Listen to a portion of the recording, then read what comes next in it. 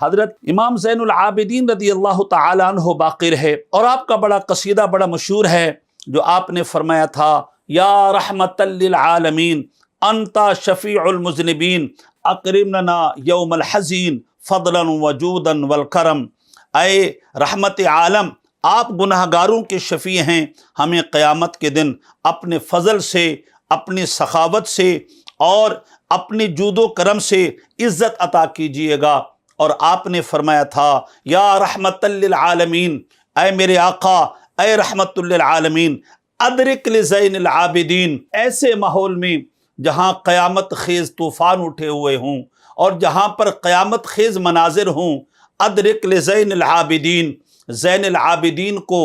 آپ تھام لیجئے، زین العابدین کی مدد کیجئے۔ اے محبوس ایدی الظالمین، آپ نے فرمایا میں تو ظالموں کے ہاتھ میں قید ہو گیا ہوں، میں تو ظالموں کے ہاتھ میں جو ہے قید و بند کی صعوبتوں میں مبتلا ہوں۔ ادرک لزین العابدین، یہ نبی کے گھرانے کا وہ عقیدہ تھا، یہ نبی کے بیٹے کا وہ عقیدہ تھا، یہ زین العابدین کا یہ عقیدہ تھا، سید الساجدین کا یہ عقیدہ تھا،